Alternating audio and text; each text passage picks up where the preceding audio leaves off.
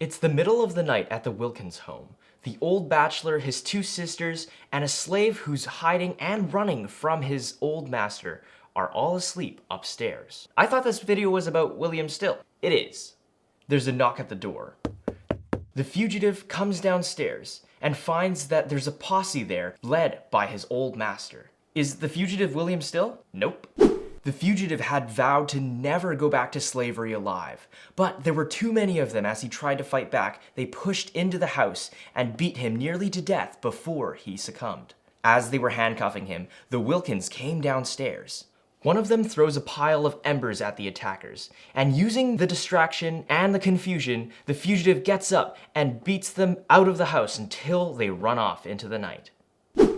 Hi. My name is Jeremy, and welcome to Elwyn Studios, where we explore stories of great American heroes, like William Still, throughout history. Before the kidnappers come back, the fugitive is taken to another hiding place through the dark and rain.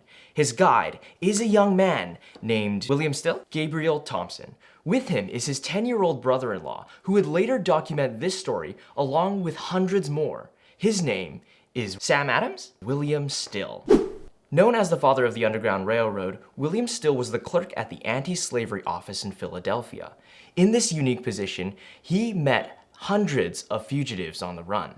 He was able to take down their stories and even reunite families who had been separated for years by their old masters. Without William's documentation, we would know almost nothing about the Underground Railroad today. William himself had an interesting backstory. 16 years before he was born, his father had just bought his freedom, and his mother and 4 oldest siblings were trying to escape. But they got caught. The following year, they tried again. His mother and 2 sisters were able to get out, but his 2 oldest brothers were still trapped in captivity. Fast forward a few years, and William Still is born free in New Jersey. Fast forward another 10 years, and William Still is 10 years old? Well, yes, but he's also in the forest with his brother-in-law, helping a man who is on the run for his life, beaten and bleeding. A day in the life of a young boy in the 1800s. He also chopped a lot of wood, accidentally got drunk, and then thrown off a bridge. Not all at the same time, but that's not important right now. What is important is that William Still moved to Philadelphia when he was 22 to get mental improvement as well as business success. But unless improvement and success meant being conned into crushing clamshells for no reason, lending all of your money to somebody you would never see again, working in a brickyard, digging a bunch of holes in the ground, they were wells. Driving a cart, selling oyster broth, and secondhand clothing out of a cellar, then William didn't find what he was looking for. Until he started working as a butler for $14 a month. It was now that he had enough time to read and to think. His employer noticed this, and she started lending him books out of her giant library. Now, William was able to get the mental improvement that he always wanted.